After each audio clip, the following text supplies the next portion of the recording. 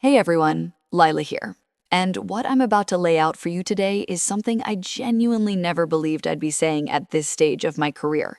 Just hours ago, information emerged that detonated like a bomb inside Buckingham Palace, rattled Westminster, shook every nerve center of power in Britain, and frankly sent shockwaves through royal households across Europe. King Charles and Prince William have crossed a line that many insiders swore would never be crossed, a move I was told flat out was off the table only weeks ago. They have taken formal steps to remove Meghan Markle's royal title, and the reason behind it is darker, more deliberate, and far more calculated than anyone on the outside ever suspected. What set this in motion, what the paperwork exposes, what the evidence actually proves, completely rewrites the last 5 years as we thought we understood them.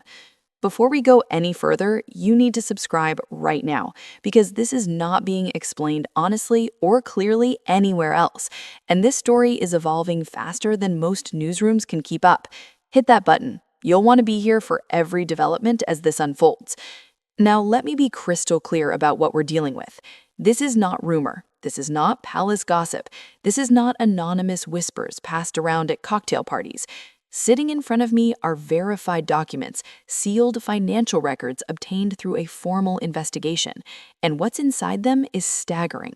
We're talking about a concealed bank account, not some forgotten account from her acting days, not an old personal account from before marriage. This was a deliberately hidden offshore account that was actively operating while she was a working member of the royal family.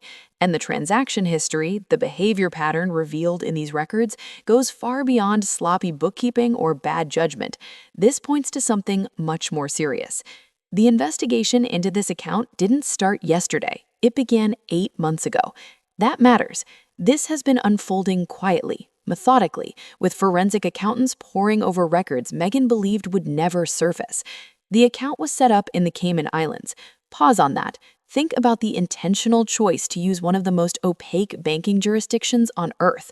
This wasn't convenience. This wasn't about exchange rates or efficiency. This was about concealment. This was about building a financial structure designed to avoid tracing, auditing, and detection. The documents show the account was opened in November 2019, just months after Archie's birth, just months after discussions had already begun about stepping back from royal duties. The timing alone is striking, but the activity inside the account is even more eye-opening. Between November 2019 and March 2020, more than 40 separate deposits were made, 40 individual transactions, and these weren't small sums. This wasn't casual money. In just 4 months, more than £11 million moved through that account. £11 million. So where did it come from? That was the question King Charles asked. It was the question Prince William demanded answers to. And when answers finally arrived, they didn't add up. They conflicted. They were vague. In several instances, they were provably false.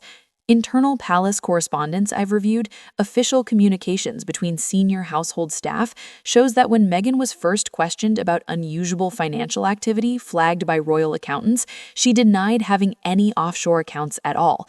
Denied it. In writing, in formal correspondence with the king's private secretary, at a moment when she was obligated to be truthful. But it gets worse.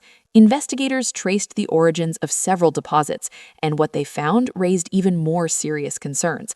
At least 14 deposits originated from corporate entities, not friends, not family, not personal contacts, corporate structures based in Dubai, Singapore, and Luxembourg. I'm going to quote directly from the investigative summary.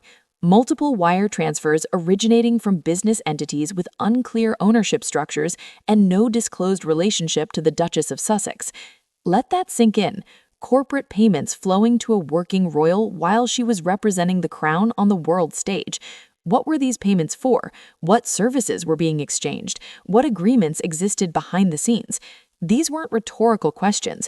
These are exactly what Charles and William put to their legal teams. And after months of international cooperation with banking authorities, those teams still couldn't get clear answers. The structures were deliberately layered, ownership buried behind shell companies. Then came the surprise no one expected. Once investigators obtained full transaction access through international agreements, they discovered money wasn't just flowing in, it was flowing out, regularly, in large sums, and some of those payments went to individuals with deeply questionable backgrounds.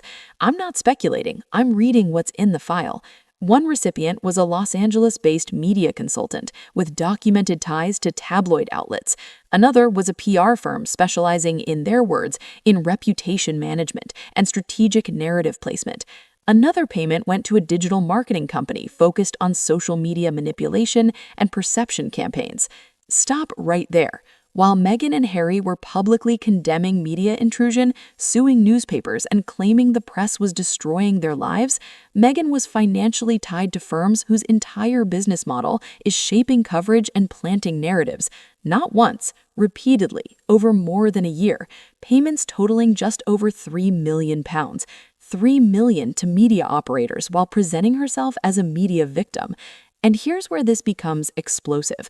Among the materials recovered were encrypted communications pulled from a device Meghan used at Kensington Palace. These messages were obtained legally as part of the financial probe, and what they show stunned palace officials. In a January 2020 exchange, just weeks before the Sussexes announced their departure, Meghan discusses securing the financial infrastructure for post-royal independence. Her words, read that again. This wasn't impulsive. This wasn't reactive. This was planned, carefully, months in advance, and the hidden account was central to that plan. In the same thread, she references clean separation of assets and stresses the importance of maintaining parallel financial systems that cannot be audited by family offices. Cannot be audited. She knew exactly what she was doing. She understood the oversight applied to working royals, and she intentionally built a workaround to avoid it.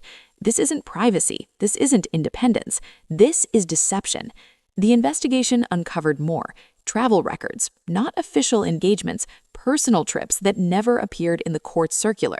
The account paid for at least 6 undisclosed trips, flights booked via private charters, lodging arranged through shell companies, cards linked to the hidden account covered expenses, destinations, 3 trips to Los Angeles before the official move, 2 to New York, 1 to the south of France, all while she was still a working duchess, all while receiving public funding, all while bound by royal protocol. Total cost? Over £800,000. $800,000 spent on secret travel while living rent-free in palace property, using taxpayer-funded security. None reported, none approved. Here's the damning part. When Prince Harry was questioned, he stated under oath that he had no knowledge of the offshore account, the media payments, or the secret travel. Either he's telling the truth, which means his wife ran elaborate financial operations behind him, or he isn't, which opens an entirely different set of questions. Either way, the picture is one of profound dysfunction and deception. And it didn't stop after California. The account remained active, deposits continued, payments continued. Some incoming funds matched entertainment deals publicly announced as joint ventures with Harry. But the money didn't go into shared accounts. It went exclusively into Meghan's hidden account. Millions he didn't know about, money diverted from joint ventures. So ask yourself what Charles and William asked. If this was all legitimate, why the secrecy? Why offshore structures? Why encryption? Why hide it from the family you claimed to trust? Why pay media operatives in secret while claiming persecution? Why hide travel if it's just privacy? This is why stripping the title wasn't optional. This wasn't about punishing ambition. This was about conduct incompatible with holding a royal title. Being a duchess means standards, transparency, accountability. Meghan didn't bend those rules. She engineered an entire parallel system to evade them. According to sources, Charles wrestled with this decision. He knew the backlash was coming, but William was unequivocal. After reviewing the evidence, his position was immediate. The title had to go. The formal process began 3 days ago. Papers filed with the Privy Council, a recommendation approved by the King, William's consent added this morning. The wheels are turning. Within days or weeks, Meghan Markle will no longer be a duchess. This isn't about nationality, it isn't about race, it's about behavior, choices, deception, and the long-term implication is unavoidable. If she lied about money, what else wasn't true? This is the line in the sand. The institution chose accountability, and the truth finally came out.